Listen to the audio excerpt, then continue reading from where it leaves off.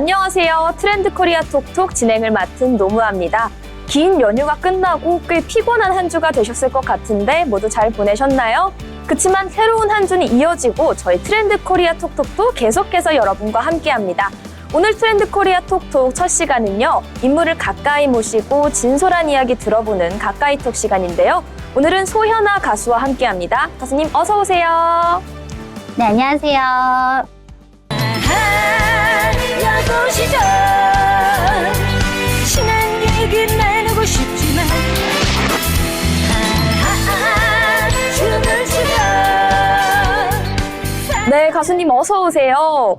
오랜만에 찾아주신 것 같은데 혹시 간단히 자기소개 부탁드릴 수 있을까요? 네, 여러분 안녕하세요. 요즘 야구 시절. 네, 야구 시절로 열심히 활동하고 있는 가수 소연아입니다. 반갑습니다. 어서 오세요. 아니 오프닝부터 노래를 불러주시니까 정말 벌써부터 스튜디오가 환해지는 그런 느낌이 드는 것 같습니다. 직업병. 아무래도 이렇게 가수라는 직업이 정말 천직이신 것 같은데 네. 혹시 가수로 데뷔하게 된 계기가 어떤지 궁금해요. 사실 어렸을 때부터 동네에서 춤추고 노래하고 아마 보통 가수분들 대부분 그러셨을 거예요. 예, 저도 똑같이 항상 동네에서 제일 잘한다고 해서 나가서 노래 부르고 춤추고 했었는데 이제 본격적으로 데뷔한 건 제가 MBC 강변가요제라는 옛날 가요제가 있었어요. 그 가요제를 통해서 일단은 입상을 해서 데뷔를 하게 됐어요. 근데 몇 마디만 나눠봐도 정말 톡톡 튀고 그런 긍정적인 기운이 너무 잘 느껴지는 것 같은데 네. 궁금한 게 그럼 강변가요제는 어떤 계기로 나가게 되셨나요? 사실 제가 그 대학교 시절에는 이렇게 공부하고 음악하고 이런 거보다는 친구들하고 노는 거에 많이 빠져 있었어요. 그러다가 이제 사회에 나왔는데 원래 강변가요제, 대학가요제가 대학생만 나가는 거였거든요. 근데 대려 저는 학교를 졸업하고 이제 서울에 올라왔는데 거기서 합창단 코러스 활동을 했었어요. 그 활동을 하면서 음악 하시는 분을 알게 됐는데 이제 그분께서 야, 올해부터 나이 제한, 학력 제한 없이 대학생이 아니어도 강변가요제 나갈 수 있게 됐는데 한번 나가보지 않겠냐? 해서 아니 이게 웬 떡이야? 이러면서 저는 어렸을 때부터 사실 그런 가요제 프로를 한 해도 빼놓지 않고 봤었거든요. 언니 오빠들이 항상 즐겨봤기 때문에 저도 그랬었는데 이제 그 꿈의 무대에 저가 나가게 된다니까 저는 1도 주저함 없이 무조건 하겠다고 했는데 정말 운 좋게도 본선까지 올라가서 입상도 하게 돼서 네, 가수를 데뷔하게 됐습니다. 와, 정말 그 준비된 자가 기회를 잡는다는 말이 잘 어울리시는 것 같아요.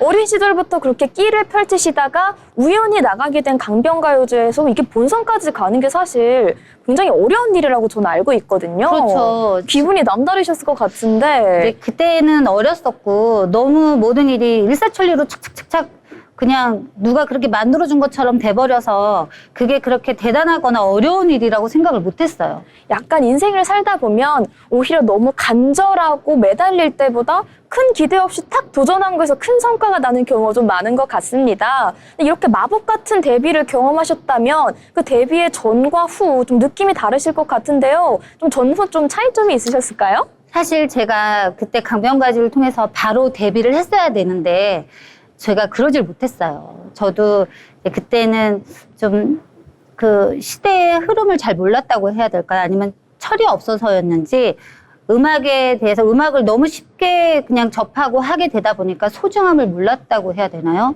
그래서 그때는 뭐 가수 활동보다는 그냥 코러스 활동도 계속 하고 있었고요. 그리고 모델 활동을 하다가 사실 나이가 좀 들면서 그 생활을 계속하면서 제가 내가 무대를 갈망하고 있구나. 그리고 노래를 내가 너무 하고 싶어 하는구나를 뒤늦게 깨닫고서 한 세월이 10년 정도 흐른 후에 가수로 데뷔를 해야겠다. 내 앨범을 내야겠다는 생각을 해서 뒤늦게 앨범을 내게 됐어요. 이게 아무래도 소연아 가수께서 이게 재능이 너무 많다 보면 이제 모델 일도 해야 되고 코러스도 해야 되고 하다 네, 보니까 맞아요. 그 노래의 소중함을 당시에는 잠깐 모르셨을 수도 있을 것 같습니다. 그럼 궁금한 게 강변 데뷔제로 이제 가수 생활을 시작할 뻔했지만 데뷔는 10년 정도 걸렸다고 하셨잖아요. 네. 그럼 그 데뷔는 또 어떤 계기가 있으셨을까요?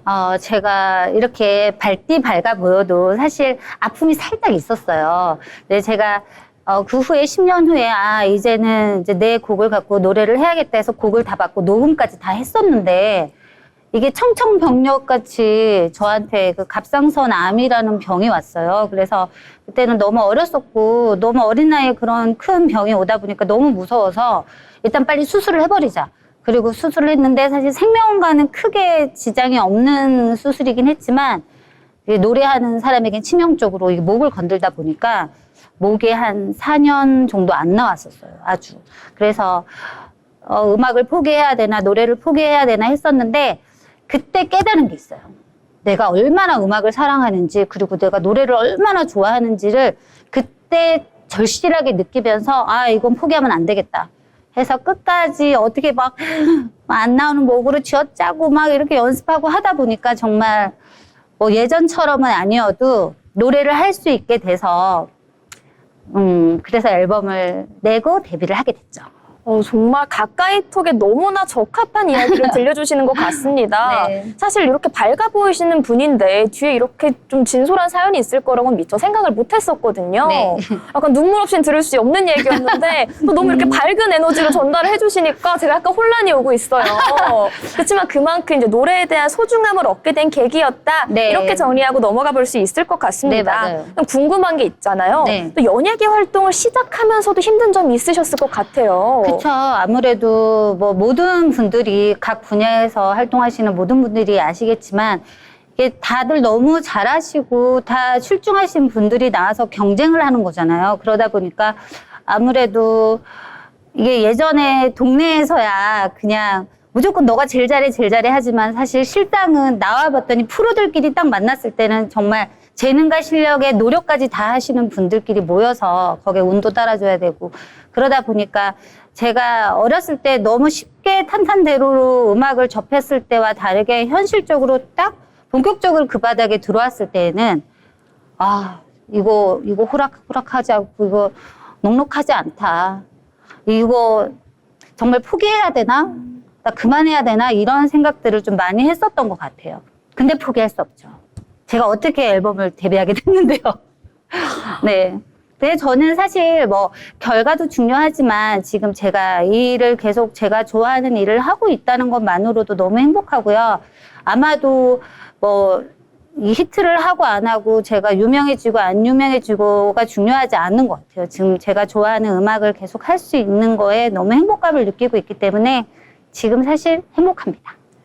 카르페 디엠이라는 말을 제가 굉장히 좋아합니다. 네. 그냥 미래의 결과에 상관없이 현재를 즐기라는 말인데 우리 현아 씨가 그 카르페 디엠의 취지를 누구보다 잘 살아내고 계신 분인 것 같아서 감사합니다. 저도 너무 긍정적인 에너지를 얻고 있어요. 그다음에 힘들었던 순간이 있을지라도 그 과정 자체가 즐겁기 때문에 언제나 긍정적으로 극복을 해나가고 있다 이런 느낌이신 것 같은데 네. 궁금한 게 또 있는 게 네. 그런 와중에 이제 팬분들의 응원이나 그런 메시지가 큰 힘이 될 때도 있을 것 같습니다. 그럼요. 당연하죠. 좀 기억에 남는 순간이 있으실까요? 저는 이제 사실 이제 트로트 가수분들은 다 우리 지방 행사나 이런 데 많이 가잖아요. 근데 저도 마찬가지로 행사를 다닐 때 제 1호 팬이 있으세요.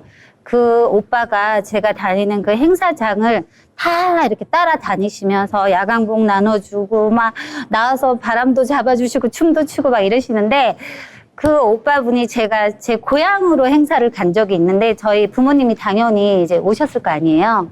저희 부모님한테 용돈을 어머!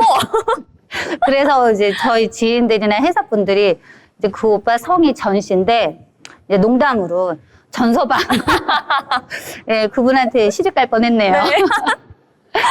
이런 1호 팬이 있다면 그 어떤 네. 역경도 정말 잘 헤쳐나갈 수 있을 것 같은데. 그분 덕에 사실 제가 뭐 전혀 알려지지 않고 유명하지 않을 때 그분이 항상 좀 버팀목이 돼줬고 그리고 지금도 이제 계속해서 제가 행사 있거나 이럴 때마다 와주시곤 해요. 이제 오빠 그만 와. 이제 먹고 사는 거 신경 써야지. 어떻게 보면 이 전서방님께서 네. 우리 소연아 가수의 든든한 버팀목이다 이렇게 생각해 볼 수 있을 것 같습니다. 네. 근데 이렇게 긍정적인 에너지를 전해주시니까 제가 또 이 부탁을 안 드릴 수가 없네요. 네. 우리 이쯤에서 소연아 가수의 대표곡 네. 한 소절 부탁드리고 싶은데 가능할까요? 네, 좋습니다. 제가 사실 요즘 여고 시절이라는 곡을 이제 부르고 있어요. 그 노래는 제목만 들어도 이제 감이 오시겠지만 우리 어머님들 누구나 여고 시절이 있었잖아요. 가장 꽃다운 나이. 그 시절이 지금은 세월이 흘러서 외모도 변하고 환경도 변했지만 우리 마음만은 아직도 청춘이다. 그런 메시지가 있는 노래입니다. 한번 불러드릴까요? 네, 한 소절 부탁드릴게요. 아하 여고 시절 지난 얘기 나누고 싶지만 이렇게 또 누구야 이름 성함이 무아라고 아. 합니다. 노무아. 무아야 소연아 여기 모여라 이런 신나는 노래예요. 궁금한 게 이게 네. 리메이크가 된 곡인가요? 아니면 아니에요. 아. 네, 제목만 여고 시절이고 이제 새로운 곡이에요. 근데 정말 저는 사실 여고 시절이 딱 10년 전이거든요. 아, 네. 그런데 많이 오래전이라고 생각을 안 했는데 얘기를 들으니까 갑자기 그때 추억이 확 오르면서 저도 같이 모이고 싶은 그런 느낌이 듭니다. 네, 아마 지금보다 10년 후 되시면 더 이 곡이 절실하게 와닿으실 거예요. 그러면 약간 10년마다 주기적으로 꼭 챙겨 들어야 되는 아주 좋은 그런 거 노래인 것 너무 같은데 감사하죠. 네. 그럼 궁금한 게 여고 시절의 가장 매력적인 가사가 어디라고 생각하시나요? 제가 행사장 갈 때도 마찬가지고, 그 앞에 계신 분들 성함을 제가 여쭤봐서 4번 나오거든요. 노래 이제 사람의 이름을 호칭하는 게. 그래서 그분들 노래를 계속 성함을 제가 한 분 한 분 이렇게 하는 게 행사장 분위기에서 호응도도 좋아지고, 그분들이, 내 이름을 여기서 얘기해주네? 뭐 이렇게 좋아하시더라고요. 내가 주인공이 되네? 이런 기분이어서 사실 전체적인 가사도 너무 좋지만 그렇게 성함을 한 분 한 분 이렇게 꼬집어서 불러줄 수 있었을 때 그때 좋아하시는 모습을 보면 이 노래 가사 괜찮네 이런 생각이 들어요. 왜냐면 방금 전에 저도 한번 꼬집어서 불러주셨잖아요. 그렇죠. 네. 기분이 좋더라고요. 그쵸? 네. 그 순간 갑자기 주인공이 된 것 같고. 왜냐면 이 자리에 앉으면서 한 번도 이제 저의 이름을 불러주신 분은 없으셨거든요. 그래서 너무 감사합니다, 오늘. 굉장히 즐거운 에너지 이렇게 전달받고 있는데 네. 그럼 궁금한 게 네. 본인만의 음악 스타일이나 혹시 원하는 작업 방향이 있으실까요? 사실 저는 음악을 어렸을 때부터 오래 해봤잖아요. 그래서 사실 모든 장르를 다 해봤어요. 뭐 트로트부터 팝송, 댄스, 발라드, 락 발라드까지 사실 안 해본 장르가 없는데 저는 아무래도 제가 좀 밝은 성격이다 보니까 좀 신나는 노래를 하는 걸 좋아해요. 그리고 그 춤도 같이 곁들여서 약간 펑키한 음악을 하는 걸 좋아하고요. 그리고 제가 아픔이 원래 사실 없게 살다가 그 갑상선 암 시절에 아픔을 태어나서 처음 겪었잖아요. 그때 제가 지금도 너무 다행이라고 생각하는 게 슬픔이 뭔지 그 상처가 뭔지 그런 아픔에 대한 감정이입이 사실 그전엔 잘 안 됐었어요. 근데 지금은 그게 되기 때문에 눈물도 원래 많은데 이제 노래 부르다가 막 너무 지나치게 감정이입이 돼서 눈물이 막 흐를 때도 있거든요. 그래서 이제는 좀 나이도 있고 하니까 진한 눈물 나는 발라드도 해보고 싶어요. 아까 너무 안타까운 사연이라고 생각을 하긴 했는데 오히려 그런 아픔이 있었기에 우리 소연아 가수가 조금 더 호소력 짙은 보이스까지 얻게 되신 거 아닌가 맞아요. 이런 생각도 듭니다. 네, 저도 그런 생각을 하고 있어요. 그리고 제가 굉장히 좋아하는 말인데 오히려 너무 가벼운 배는 멀리 나가지 못한다는 말이 있거든요. 약간 묵직한 짐을 싣고 있어야 더 중심을 잡고 오래 쭉 나갈 수 있다고 하는데 왠지 우리 소연아 가수의 앞으로 연예계 생활도 탄탄대로를 정말 쭉 뻗어나갈 것 같다 이런 생각이 듭니다. 부아님이 오늘 너무 좋은 말씀 많이 해주셔서 저 너무 행복해요. 왠지 알아요? 왜요? 아까 제 이름 불러주셔서 또 사심을 담아서 이렇게 진행을 해보고 있는데 네, 감사합니다. 이쯤에서 좀 개인적인 궁금증이 있습니다. 네. 어떤 일이든 긍정적으로 풀어나가시는 편 같은데 네. 그렇다 해도 조금의 스트레스를 받는 순간이 있으실 거 아니에요? 물론 있죠. 일상적인 스트레스나 위기는 좀 어떻게 관리를 하시나요? 저는 사실 좀 단순한 성격이에요. 그래서 주위 분들이 보면 너는 좀 유리 같다. 너무 투명해서 보면은 제가 지금 기분이 어떤지 남들이 보면 다 알 수 있을 정도로 그렇기 때문에 뭐 화가 나거나 짜증나는 일이 있으면 그냥 화를 내요. 단순하게. 그리고 짜증나는 일 있으면 짜증을 내고요. 그쵸. 어려운 일이 닥쳤을 때는 제가 극복할 수 있는지 없는지를 일단 판단을 하고 할 수 없을 것 같으면 그냥 포기를 해요. 그리고 해서 될 것 같으면 노력을 일단 해보고요. 그 판단이 사실 틀릴 수도 있는데 그렇게 하면 좀 마음이 편하더라고요. 그리고 일단 마음이 편해야 다른 일들도 더 집중을 할 수 있고 해서 일단은 뭐 말은 이렇게 쉽게 하긴 했지만 그 판단을 내리는 데는 좀 나름 심도 있게 고민을 하는 편이고요. 하고 나서의 행동은 이제 바로바로 옮기는 편이에요. 저희 트렌드 코리아 톡톡이 연휴 이후로 첫 방송인데 네. 정말 적절한 얘기를 해주신 것 같습니다. 아마 연휴를 끝내고 바로 복귀하신 분들 이번 주 참 피곤하셨을 텐데요. 우리 소연아 가수의 마인드처럼 어떤 일이 있더라도 짜증내면 짜증내고 기분 좋은 일 있으면 표현하고 그쵸. 이렇게 솔직하게 일상을 살아내는 게 어쩌면 그 행복을 유지하는 비결이 아닐까 이런 생각이 드는 것 같습니다. 오늘 정말 긍정적인 분위기로 잘 진행해 주시고 계신데요. 네. 이쯤에서 또 궁금한 게 네. 우리 소연아 가수 5년 후에 본인의 미래를 어떻게 그리고 계실까요? 제 5년 후는 사실 지금하고 별 다르진 않을 것 같아요. 저 조카가 제가 6명이나 있는데 저희 조카들이 저한테 맨날 얘기하는 게 이제 이모도 되고 고모도 되는데 저보고 이모는 똑같아 옛날이랑 말투도 똑같고 뭐 생각하는 것도 똑같고 그 애들은 그런 저를 굉장히 좋아해요. 그러니까 저는 철들고 싶지 않거든요. 제가 5년 후든 10년 후든 마음은 지금이랑 똑같이 먹으면서 뭐든 열정적으로 거침없이 도전하고 그리고 노력하고 그리고 그 결과에 대해서는 크게 뭐 후회나 그런 뭐 두려움 없이 일단 뭐든지 도전하고 싶고요. 그래서 아마 지금보다 더 많은 일을 하고 있겠지만 도전을 하면서 글쎄 소연아 하면 지금 모습 그대로일 것 같은 느낌? 그냥 그런 생각을 하고 있어요.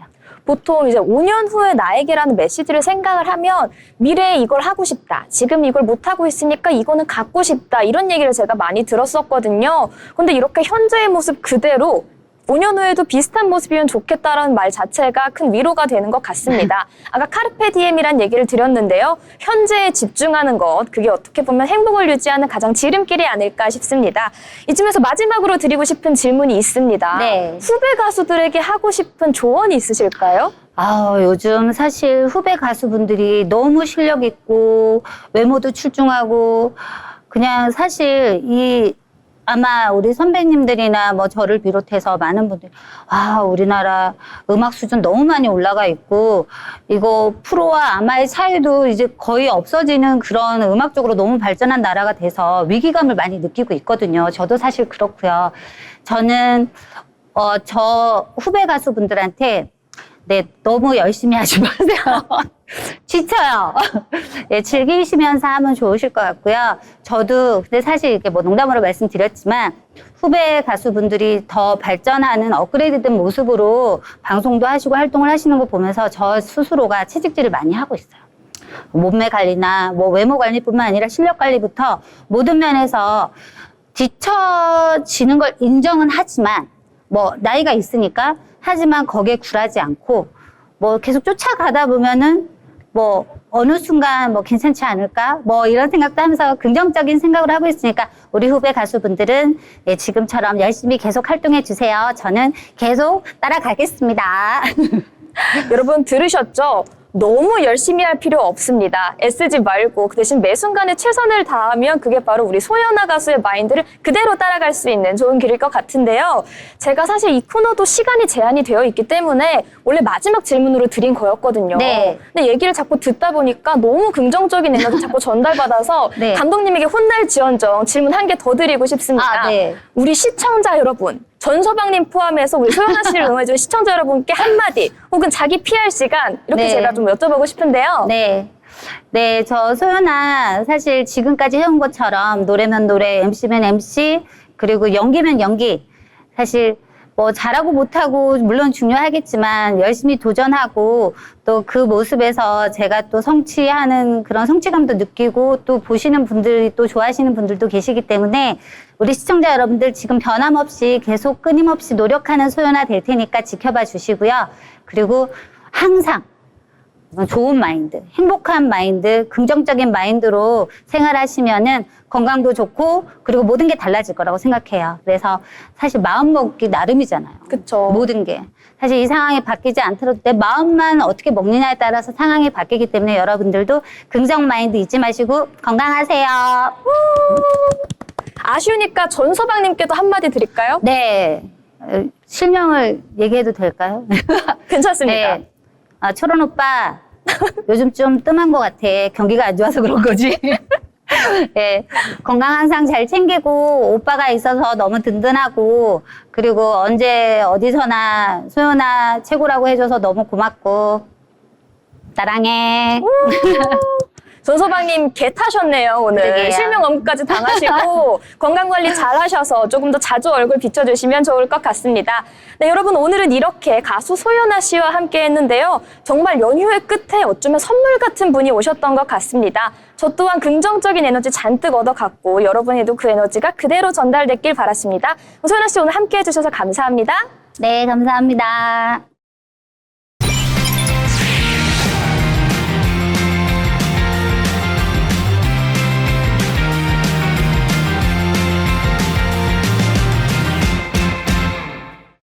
네, 이번 시간은 중요한 경제 이슈만 톡톡 골라 살펴보는 경제톡톡 시간입니다.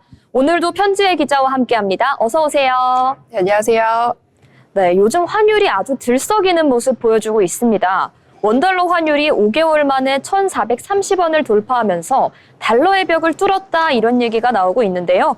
한마디로 달러는 강해지고 원화는 약해지고 있는 상황입니다. 그런데 이게 한국만의 이슈는 아닌 것 같습니다. 엔화도 덩달아서 휘청이는 모습 나와주고 있는데요. 자세한 상황 편지의 기자와 함께 알아보도록 하겠습니다. 네, 이번 환율 급등은 미중 무역 갈등이 다시 불붙으면서 안전자산 선호 현상이 커졌기 때문입니다. 트럼프 전 미국 대통령이 중국산 제품에 100% 추가 관세를 부과하겠다고 밝히자 시장은 즉각 반응했습니다. 투자자들이 달러로 피신하면서 달러 가치가 오르고 원화 가치는 떨어진 겁니다. 쉽게 말하면 세계 경제의 불안이 커질수록 사람들이 피난처처럼 달러로 몰려드는 현상입니다. 네, 아무래도 이 안전자산 선호 형상이 전반적인 경기 흐름에 큰 영향을 주고 있는 것 같습니다. 이래서 정부가 구두 개입까지 나섰다고 하는데요. 네, 맞습니다. 외환 당국이 시장 쏠림을 경계한다며 1년 반 만에 구두 개입을 했습니다. 즉 말로 시장을 진정시키는 조치를 취한 건데요. 그만큼 긴장감이 커졌다는 뜻입니다.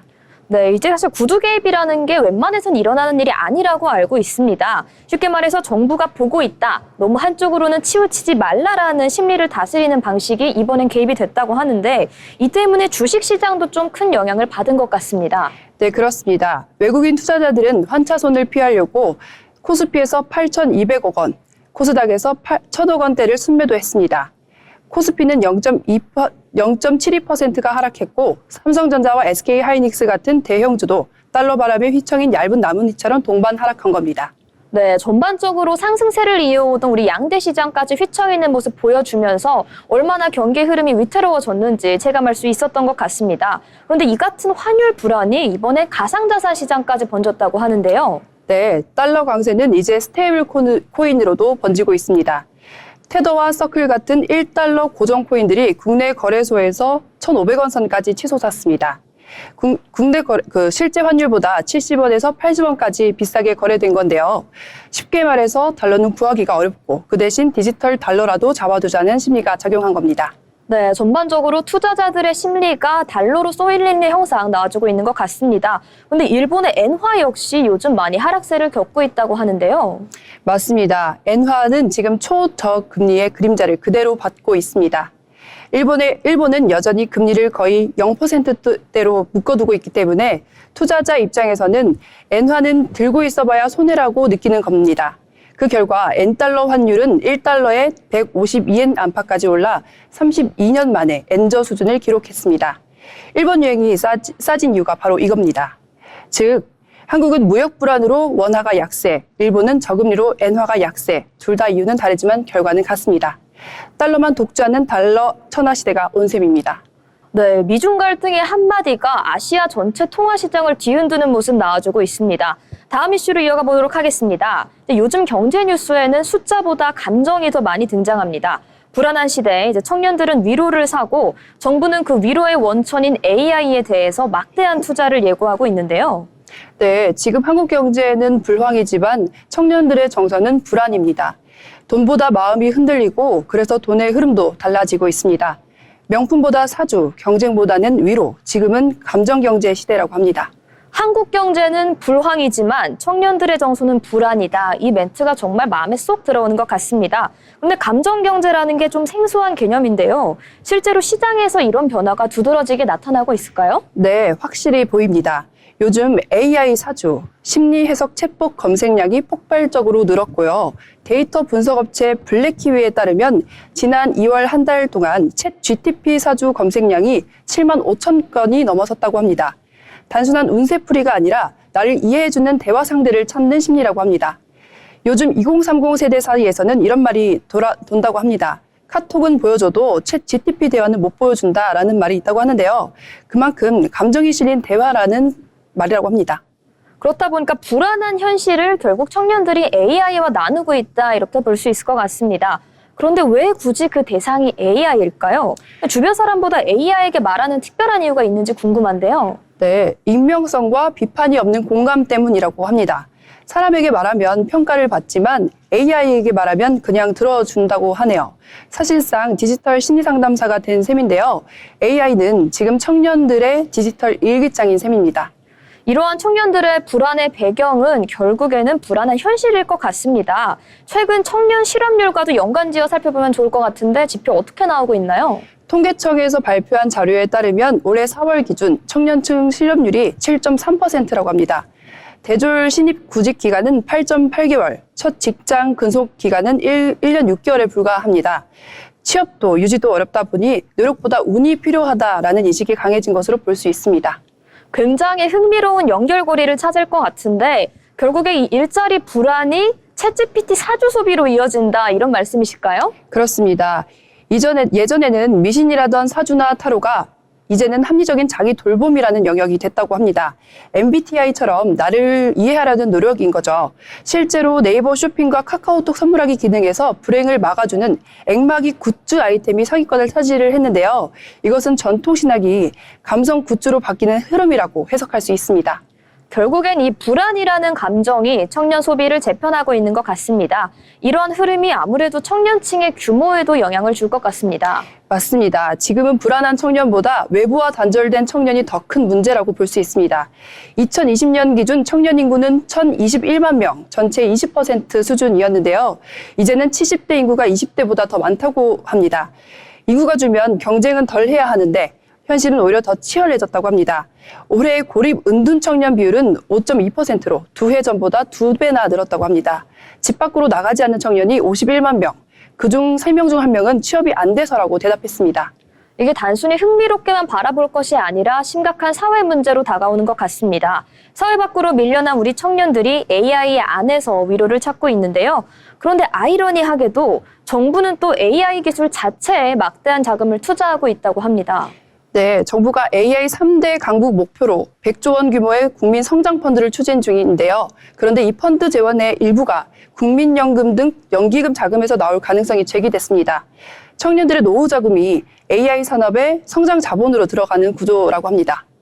청년들의 불안을 위로하는 것도 AI고 청년의 미래를 투자받는 것도 AR이라니 굉장히 좀 아이러니한 역설인 것 같습니다.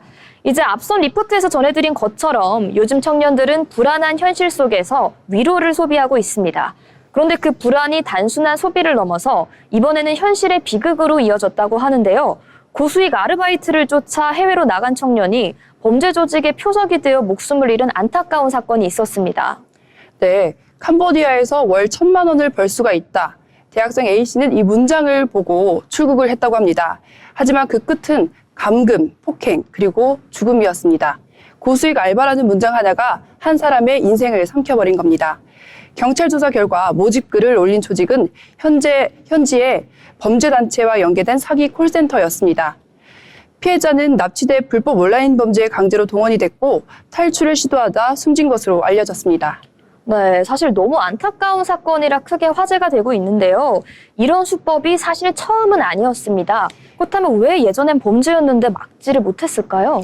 맞습니다. 이미 지난해부터 온라인 구인 사이트에서 고수의 해외 알바 광고가 수십 건 이상 올라왔었는데요. 외교부는 2022년부터 캄보디아를 여행 유의 지역으로 지정했지만 실제 범죄 발생 건수는 오히려 폭증했습니다. 캄보디아 내 한국인 납치 감금 피해 신고는 2021년도 기준 그 2021년도에는 4건이었다가 2023년 220건이 신고 접수됐고 올해 8월 기준으로는 330건으로 늘었다고 합니다. 문제는 예측할 수 있었지만 대응은 없었다는 겁니다. 네, 현재 교민사회는 범죄 조직이 한국인을 노리고 있다고 여러 차례 신고를 했지만 대사관은 정보가 불충분하다는 이유로 계속해서 그 수사 공조를 미뤄온 것으로 드러났습니다. 실제 외교부와 경찰청 간의 정보 공유 시스템은 여전히 좀 팩스와 이메일에 의존하고 있는 것 같죠? 네, 맞습니다. 그 범죄 속도는 실시간인데 대응 체계는 아날로그였던 겁니다. 결국에는 방심이 부른 비극이다 이렇게 보면 될 것 같습니다. 그런데 정부가 캄보디아에 ODA 예산도 꽤 많이 투입하고 있다고 합니다. 네, 그렇습니다. 한국은 올해만 4,353억 원의 ODA, 공적개발 원조 예산을 캄보디아에 투입했다고 합니다. 불과 3년 전만 해도 절반 수준이었는데 지원은 늘었지만 현지 치안 협력과 한국인 보호 체계는 그대로였습니다. 정부는 캄보디아 인프라 발전과 교육을 지원한다고 설명했지만 정작 그 돈을 낸 청년의 생명은 지켜지지 않았습니다. 제가 느끼기에 더 큰 문제는 이미 이런 범죄가 비즈니스 모델처럼 고착화됐기 때문이다 이런 것 같습니다. 모집책은 SNS를 통해서 청년층에게 접근을 하고 현지 브로커는 공항에서 여권을 압수한 뒤에 불법 조직에 팔아넘긴다고 하는데요. 피해자는 자유를 빼앗길 수밖에 없는 그런 구조겠죠? 맞습니다. 경찰은 이것을 신종 인신매매형 노동착취로 규정했습니다. 다시 말해서 이번 사건은 우연이 아니라 예고된 시스템적 범죄였던 겁니다. 어떻게 보면 예고된 범죄였는데 막지 못했다는 점이 더 안타깝게 다가오는 것 같습니다. 그렇다면 앞으로 이런 사건을 막기 위해서 좀 구체적으로 어떤 대응 방법이 필요할까요? 네, 전문가들은 이렇게 설명하고 있습니다. 첫째는 청년층 대상 해외 취업, 구직 사기 경보 시스템의 강화입니다. 현행 외교부 안전공지 시스템은 단순 경보 수준에 그치고 있어 플랫폼 사업자와 연계한 실시간 경고 메시지 체계가 필요하다고 합니다. 두 번째로는 ODA 정책의 구조 조정입니다. 정부는 매년 캄보디아에 수천억 원을 지원하면서도 한국인 보호협정 하나 제대로 맺지 못하고 있습니다. 지원금 일부를 국민안전펀드로 전환해 현지 대사관 경찰 파견 인력을 확대해야 한다고 보고 있습니다. 세 번째로는 청년 정책의 본질적인 전환으로 보고 있습니다. 지금 청년들은 국내 일자리가 막히자 해외로 눈을 돌리고 있는데요. 외교부와 고용노동부, 경찰청이 각각 따로 움직이면서 피해 대응은 늘 한 발 늦는다고 합니다. 청년 고용과 외교, 치안을 하나로 묶는 청년 글로벌 안전망 구축이 시급하다고 보고 있습니다. 네, 국민의 안전을 위협하는 정말 중요한 사건이었던 만큼 적극적인 대책 마련이 시급할 것으로 보여집니다. 다음 이슈로 넘어가 보겠습니다. 집을 사거나 전세 계약을 맺을 때 예전에는 두꺼운 종이 계약서에 이렇게 도장을 꾹 찍는 게 익숙했었죠. 그런데 요즘은 상황이 달라졌습니다. 마우스 클릭 한 번만으로 계약이 끝나는 부동산 전자계약이 전체 거래의 10%를 넘어섰다고 하는데요. 부동산 역시 이제 디지털 시대의 흐름을 제대로 탔다 이렇게 볼 수 있을 것 같습니다. 네, 올해 상반기 기준 부동산 거래 10건 중 1건은 전자계약으로 체결됐다고 합니다. 국토교통부에 따르면 올해 상반기 부동산 전자계약 건수는 20만 건을 넘었고 활용률은 10.91%로 올해 처음 두 자릿수에 올라섰다고 합니다. 불과 5년 전까지만 해도 전체 거래 중 3, 4%에 불과했는데 이제는 젊은 세대를 중심으로 디지털 계약이 일상이 되고 있습니다. 이 디지털 계약이 일상이 되고 있다는 건 저도 일상생활에서 실감이 가능했던 부분입니다. 전자계약, 그러니까 종이 대신 온라인으로 계약서를 작성하는 게 이렇게 갑자기 퍼지게 된 이유는 무엇일까요? 가장 큰 이유로는 안전하고 싸고 편리하다기 때문인데요. 먼저 위변조가 어렵습니다. 계약서는 국토부 시스템에서 자동으로 저장이 되고 등록된 공인중개사만 접근할 수가 있어 이중계약이나 먹튀중개 같은 불법 행위를 막을 수가 있다고 합니다. 두 번째로는 대출 혜택이 붙습니다. 전자계약을 이용하면 주택담보대출이나 전세자금 대출 금리가 0.1%에서 0.2%포인트 낮아집니다. 예를 들어 4억 원을 30년 만기로 빌리면 이자만 1,700만 원이 절감되는 효과가 있습니다. 마지막으로 등기, 보증료, 중개보수 등 각종 수수료가 줄어든다고 합니다. 심지어 확정일자도 자동으로 부여가 되니까 등기소 방문이라는 절차가 사라졌다고 합니다. 결국 편리함과 경제성이라는 게 맞물리면서 이 디지털 계약을 택하지 않을 이유가 없어진 상황인 것 같습니다. 그런데 최근에 계약이 해제되는 경우도 늘고 있다고 하는데요. 맞습니다. 한국도시연구소 분석에 따르면 서울 아파트 매매 계약 해제 건수가 6월 1000건을 넘어섰는데 그중 상당수가 전자계약으로 전환하기 위한 해제였습니다. 강남구의 경우 전체 거래의 35%가 전자계약으로 전환됐습니다. 오류 수정과 중도금 일정 변경, 그리고 명의 변경 등이 디지털 환경에서의 계약 제작성 수요가 급격히 늘어나고 있는 겁니다. 쉽게 말해서 예전엔 도장 하나만 잘못 찍으면 난감했지만 이제는 되돌리기가 가능한 계약 시대가 열린 셈입니다. 네, 정부가 처음 이 제도를 도입했을 땐 오히려 반응이 미지근했는데 이제야 자리를 잡는 모습인 것 같습니다. 그렇습니다. 전자계약 제도는 이미 2017년도에 도입됐지만 처음에는 디지털은 불안하다라는 인식이 강했습니다. 하지만 MZ세대를 중심으로 서류는 파일로, 계약은 클릭으로라는 인식이 강해지면서 이제는 거래 투명성을 높이는 신뢰의 언어로 자리 잡고 있습니다.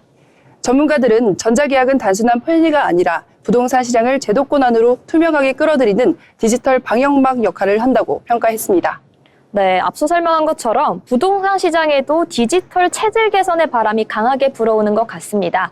지금까지 이렇게 다양한 경제 이슈들에 대해서 알아봤는데요. 안타까운 사연부터 일상에 도움이 되는 소식까지 다양하게 전달해 드렸으니까 다음 방송도 기대해 주시면 감사할 것 같습니다. 지금까지 편지혜 기자와 함께하는 경제톡톡이었습니다.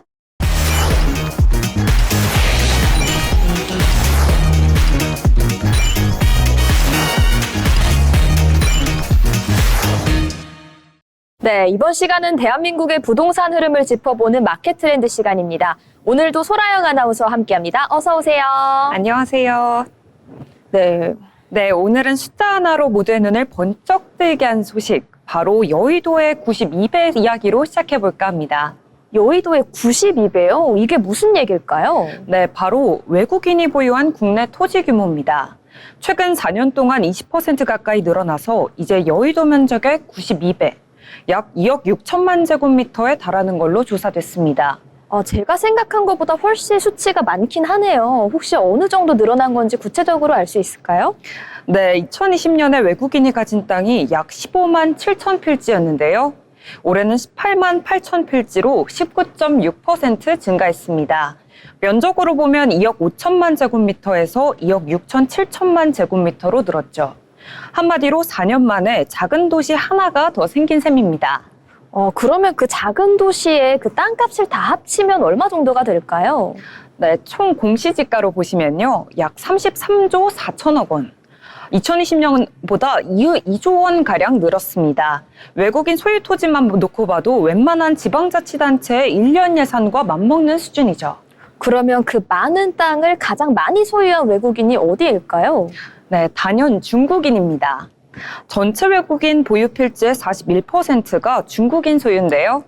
7만 7천 필지에 달하고 면적으로는 여의도의 7배 정도인 2천만 제곱미터 수준입니다. 와, 그럼 사실상 여의도의 7개 정도가 중국인의 소유라고 볼 수 있는 거겠네요. 네, 그렇습니다. 반면 면적상으로는 미국인이 더 많은데요. 필지는 6만 2천여 개인데 땅 크기로는 무려 1억 4천만 제곱미터, 전체의 절반을 차지합니다. 그러면 외국인들이 주로 어떤 성격의 땅을 샀는지도 좀 궁금해집니다. 네, 가장 많은 건요, 아무래도 아파트 부지가 가장 많다고 보실 수 있겠습니다. 전체 5만 필지 이상이 아파트 관련 토지인데요. 그 다음이 상업용지, 단독주택, 레저용지, 공장용지 순입니다. 특히 상업용지는 투자용, 그리고 레저용지는 별장이나 골프장형 투자로 보는 시각이 많습니다. 그러면 실제로 투기가 의심되는 사례도 있을까요? 네, 있습니다. 꽤나 많다고 보실 수 있겠는데요. 2022년 국토부 조사를 보면 외국인 위법 의심 행위 567건 중에 중국인이 314건, 작년엔 528건 중에 211건이 중국인이었습니다. 최근 조사에서도 여전히 중국인이 절반 가까이를 차지한 거 보실 수 있겠습니다. 단순히 투자 수준이 아니라 투기 문제로 번졌다라고 보실 수 있습니다. 그러면 이렇게 외국인 보유 토지량이 증가한 근본적인 원인은 좀 뭐가 있을까요? 네, 첫 번째 이유는 바로 바로 규제 사각지대입니다. 국내에서는 외국인이 부동산을 살 때 큰 제약이 없거든요. 둘째는 바로 환율과 금리 차익. 세 번째는 한국 부동산 시장의 바로 안정성입니다. 특히 서울과 수도권 땅은 안전한 자산으로 평가받고 있습니다. 아무래도 굉장히 외국인들에겐 매력적인 매물일 수밖에 없겠네요. 외국인들이 우리나라 토지를 매입하는 구체적인 방안에는 뭐가 있을까요? 크게 두 가지가 있다라고 말씀드릴 수 있겠는데요. 첫 번째는 바로 직접 개인 명의로 사거나 법인을 세워서 사는 경우가 있습니다. 특히 법인 형태는 소유 구조가 복잡해서 실제 소유주를 파악하기가 어렵습니다. 그래서 투기 자본의 통로로 악용될 여지가 있는 거죠. 그렇다면 지역별로는 어디가 가장 많을까요? 네, 요즘 외국인들이 가장 많이 찾는 곳은요, 바로 제주도입니다. 그 뒤를 바로 경기도, 강원도, 인천이 잇고 있습니다. 이렇게 그림만 봐도 답이 나오는 거 보실 수 있겠는데요. 바다가 보이는 휴양지, 서울 가까운 수도권 주변, 즉 살기 좋고 오르기 좋은 곳에 투자가 몰리고 있는 겁니다. 외국인들도 참 감각이 빠르다라고 말씀드릴 수 있겠습니다. 한국 사람들이 좋아하는 곳을 똑같이 고르고 있거든요. 아무래도 국민들의 반응이 마냥 좋지는 않을 것 같습니다. 네, 당연히 우려가 더 많습니다. 한 여론조사에선 국민의 73%가 외국인의 부동산 매입, 제한이 필요하다라고 답한 바 있습니다. 특히 실거주 목적이 아닌 투자용 거래는 규제가 필요하다라는 의견이 압도적이었습니다. 아무래도 이 정도 상황까지 왔으면 정부나 국회에서도 좀 대응을 해야 될 것 같은데요. 네, 최근에 국토위 소속의 김희정 의원이 외국인 토지거래 모니터링 강화와 허가제 도입을 제안했습니다. 현재 일부 지역만 허가 지역으로 지정되어 있지만 앞으로는 전국 단위로 확대하자라는 움직임 역시 나오고 있죠. 그럼 혹시 다른 나라들도 이런 문제를 겪고 있나요? 네, 그렇습니다. 캐나다, 호주, 뉴질랜드는 외국인의 주택 토지 매입을 부분적으로 금지하거나 세금을 높게 부과하고 있습니다. 우리나라처럼 규제가 느슨한 편은 극히 드물다라고 말씀드릴 수 있겠습니다. 그래서 지금이라도 관리 체계를 강화해야 한다라는 목소리가 커지고 있습니다. 네, 오늘 같이 이야기를 듣고 보니까 외국인의 토지 보유 문제가 단순히 통계가 아니라 앞으로의 국토 주권 문제로 이어질 수 있겠다 이런 생각도 드는 것 같습니다. 네, 맞습니다. 외국인의 토지 보유 문제가 무조건적으로 나쁘다라고 말씀을 드릴 수는 없겠지만 투기성 거래는 확실하게 걸러내야 합니다. 우리 땅이 투기 자본의 놀이터가 되지 않도록 모니터링과 제도 정비가 필요하다고 말씀드리는 거죠. 네, 결국 핵심은 균형인 것 같습니다. 우리 땅이 열린 시장인 건 좋지만 그만큼의 관리와 기준이 뒷받침돼야 될 것 같다 이런 생각이 드는 소재였습니다. 지금까지 그런 마켓 트렌드였습니다.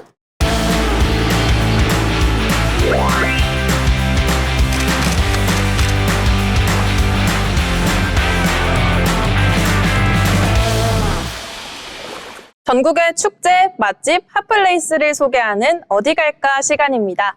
오늘은 제주도 애월읍으로 떠나보겠습니다. 이 제주 하면 다양한 자연 풍경이 생각이 나는데요. 제가 오늘 소개해드릴 이 가을의 제주를 상징하는 장소 중 하나, 바로 새별오름입니다. 이 새별오름에서 돼지를 테마로 한 아주 특별한 축제가 열린다고 합니다. 바로 2025 제주 도세기 축제입니다. 제주 도세기 축제에 대해서 설명을 해드릴 건데요. 10월 25일부터 26일 이틀간 가을 억새 물결이 아주 예쁜 새별오름 일대에서 펼쳐집니다. 비용은 무료이고요. 도세기의 매력에 빠지다 이 주제를 가진 만큼 제주 돼지고기의 맛과 이 매력을 널리 알릴 수 있는 프로그램들로 구성이 되어 있습니다. 도세기라는 단어가 생소하신 분들도 계실 것 같은데요. 도세기는 제주 방언으로 돼지를 뜻합니다. 특히 제주에서는 어릴 때 흑돼지를 정겹게 부를 때 이 도세기라는 단어를 사용했는데요. 이번 축제 이름도 바로 그 도세기에서 따온 만큼 제주산 돼지고기의 우수성을 널리 알리고 도민과 관광객이 함께 즐길 수 있는 축제가 마련될 것 같습니다. 이틀간 열리는 축제인 만큼 다양한 프로그램들로 구성이 되어 있는데요. 제주의 가을을 맛있고 유쾌하게 즐길 수 있는 다채로운 프로그램들로 구성되어 있습니다. 대표적인 프로그램 소개해드리겠습니다. 도니 스테이지에서는 도니 무게 맞추기, 제주산 돼지고기 및 특선물 즉석 경매처럼 함께 즐길 수 있는 참여형 프로그램이 진행됩니다. 시중가보다 최대 25% 할인하는 판매장도 운영이 됩니다. 이어서 도니 이벤트 존에서는 피그컬백, 도니 팔씨름 존, 자바라 삼겹살 등 가족, 친구, 연인, 누구나 즐길 수 있는 재밌는 이벤트 존이 진행이 됩니다. 주목해야 할 건요, 열쇠를 찾아서 금고에 담긴 황금 돼지돈이 금 한 돈을 받아갈 수 있는 이벤트까지 진행된다고 합니다. 이어서 도니 레이싱 존에서는 피그 RC카 레이스처럼 이색 레이싱 경기를 볼 수 있다고 합니다. 마지막으로는 무려 총 200kg의 제주 돼지고기가 걸려있는 이벤트도 진행이 된다고 하는데요. 초대형 프로그램인 만큼 행운의 주인공이 되어 제주산 고기를 집으로 가져갈 수 있는 절호의 기회 놓치지 마시길 바랍니다. 정말 많은 체험 말고도 가을 분위기를 더해줄 공연까지 준비가 되는데요. 어떤 공연이 있는지 살펴보겠습니다. 2025 제주 도세기 축제의 매력은 먹거리만이 아닌데요. 바로 음악 축제가 준비되어 있습니다. 10월 25일에는 오전 11시, 개막식 전 10시 반 길트기 공연을 시작으로 제주 출신 트로트 가수 양지은의 공연이 준비되어 있습니다. 10월 26일 일요일에는요, 오전 10시부터 지역 공연단의 공연, 도세기 퀴즈 등 무대 이벤트가 진행이 됩니다. 그리고 하이라이트로는요, 레게 듀오 스컬앤하하가 무대에 올라 즐거운 무대를 만든다고 하네요. 그렇다면 축제 일정에 맞춰 제가 한번 코스를 짜드리도록 하겠습니다. 이동하기 힘든 뚜벅이 분들부터 자동차를 이용하는 분들까지 정말 모두가 즐길 수 있는 코스인데요. 먼저 2025 도세기 축제의 장소 새별오름에 도착해서요. 오전에는 이 가수들의 공연을 보면서 축제의 시작을 느껴보고 오후에는 도세기 축제 현장에서 다양한 체험 프로그램도 즐기고 맛있는 먹거리도 즐겨보면 어떠실까요? 새별오름 산책도 하고 축제도 즐기고 여유로운 하루가 만들어질 것 같습니다. 그리고 이번 축제에는 지난해에 이어 친환경과 동물 복지를 지향하는 축제가 됩니다. 행사 전반에 걸쳐 다회용기 사용을 권장하고 일회용품 사용은 최소화할 예정입니다. 또 살아있는 돼지를 직접 활용하는 체험 대신에 제주돼지의 우수성 그리고 문화를 널리 알릴 수 있는 이색적인 프로그램으로 구성되어 있다는 점이 주목해야 할 점입니다. 맛과 환경 그리고 재미까지 다 챙긴 축제, 웃음과 음악, 도세기의 매력이 함께하는 2025 제주 도세기 축제였습니다. 지금까지 어디 갈까 였습니다.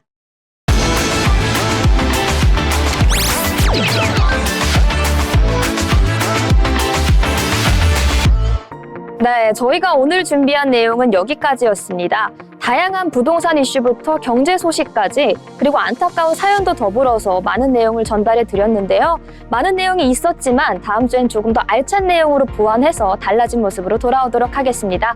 지금까지 트렌드 코리아 톡톡 진행의 노무아였습니다. 시청해주신 여러분 감사합니다.